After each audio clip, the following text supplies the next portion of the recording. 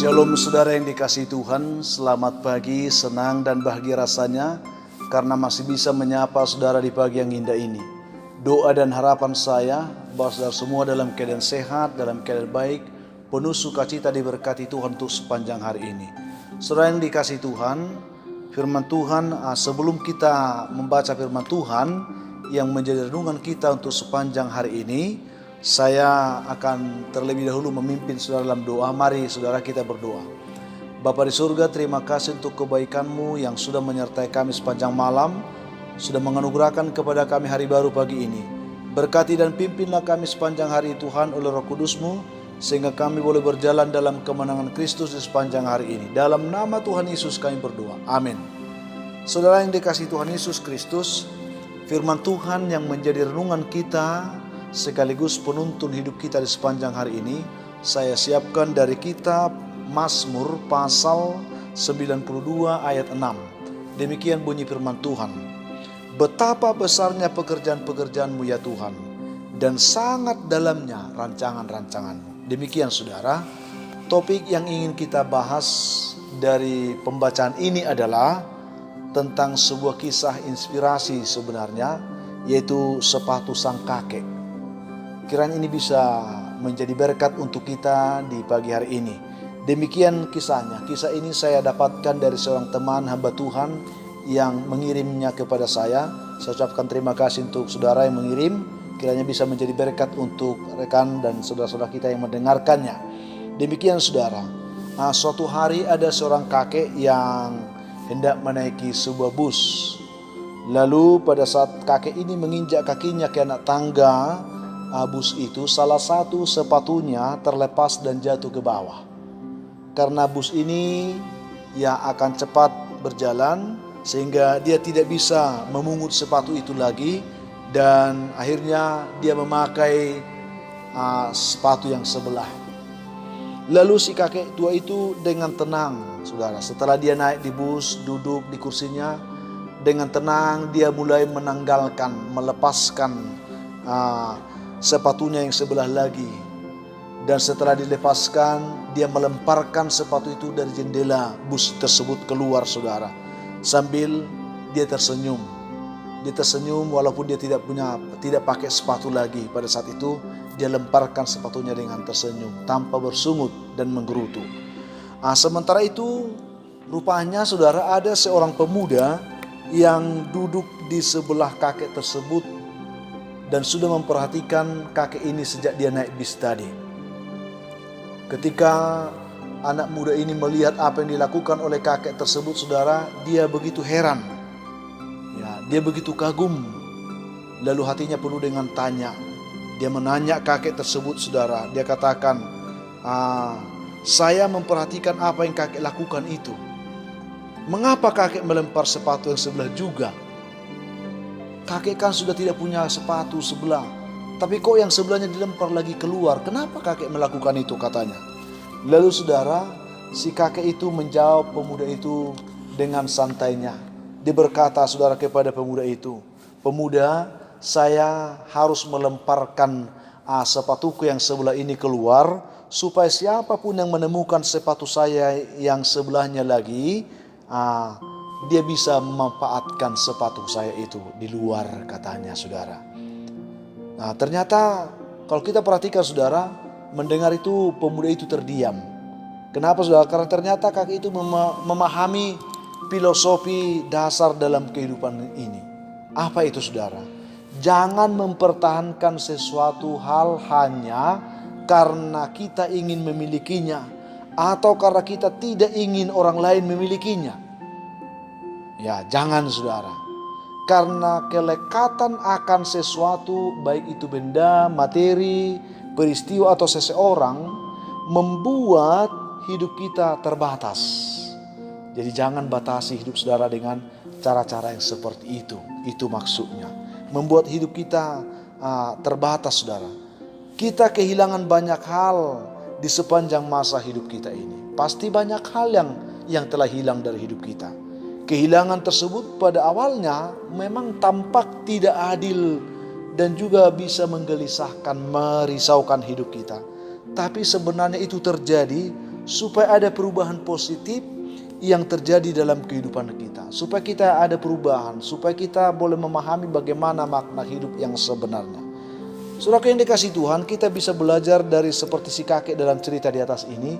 Dia mengajarkan kepada kita untuk belajar dengan rela melepaskan sesuatu tanpa paksa. Ya, satu sepatu hilang dan sepatu yang tinggal sebelah tidak akan bernilai banyak bagi diri kakek ini, saudara. Jadi karena satunya sudah hilang, pasti nilai yang sebelah ini sudah tidak sempurna lagi. Tapi dengan melempar sepatu sebelah itu keluar jendela mobil itu, sepatu itu akan menjadi hadiah yang berharga mungkin bagi gelandangan yang membutuhkan sepatu itu nanti setelah mereka menemukan.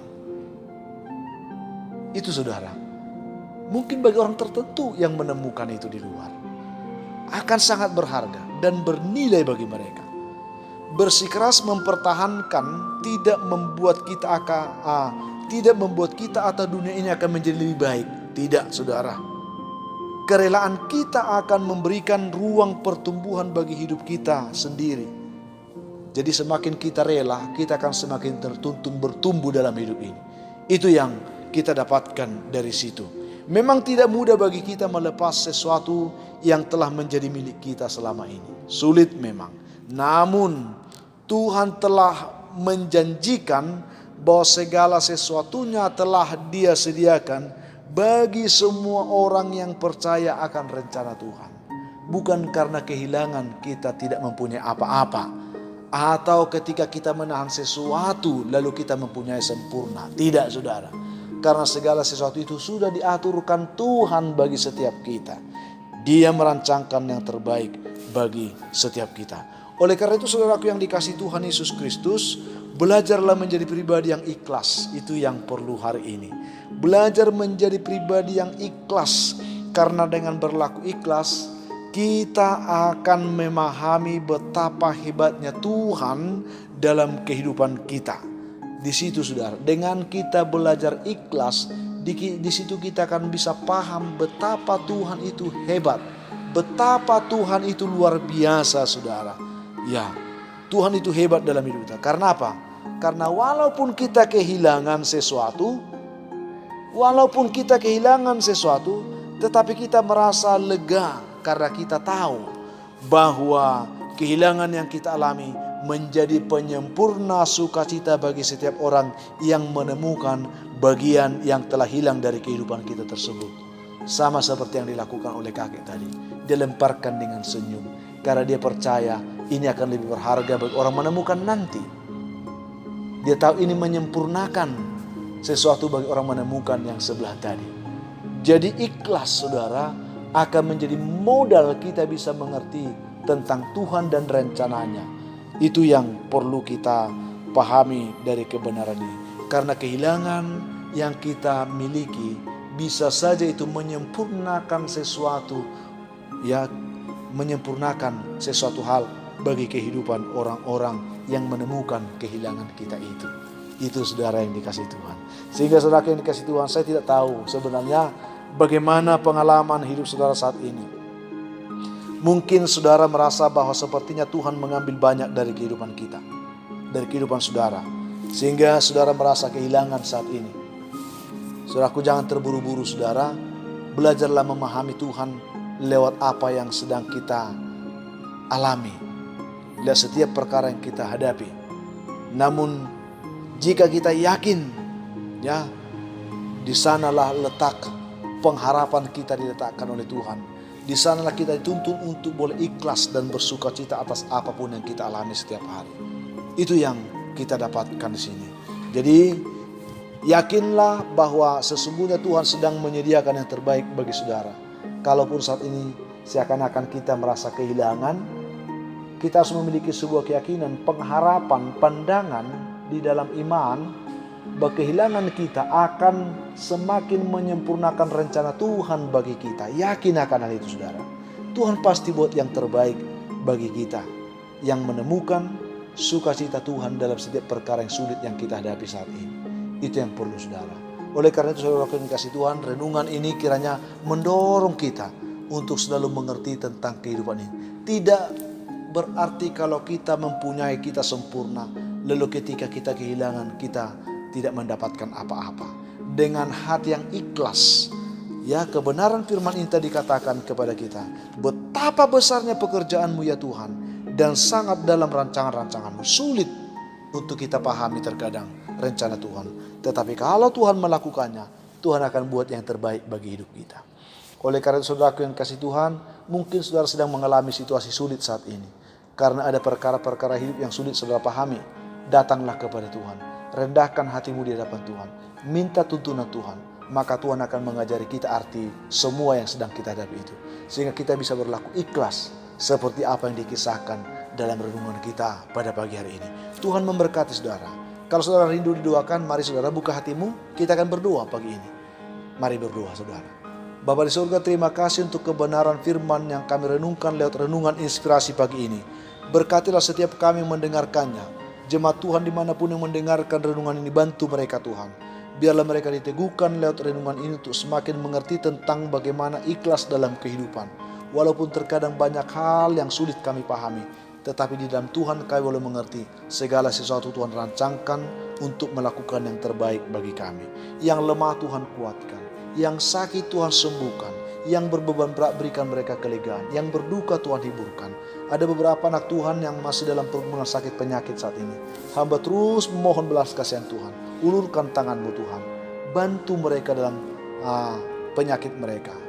Biar mereka dijamah Tuhan, semua kutuk sakit penyakit dibebaskan sehingga mereka boleh sembuh. Yang bergumul untuk mencari pekerjaan, bantu juga mereka Tuhan. Biarlah mereka menemukannya dari Tuhan yang membuka mereka lapangan pekerjaan itu. Yang mencari jodoh, Tuhan berikan mereka jodoh yang terbaik. Kami percaya Tuhan pasti akan buat yang terbaik bagi mereka.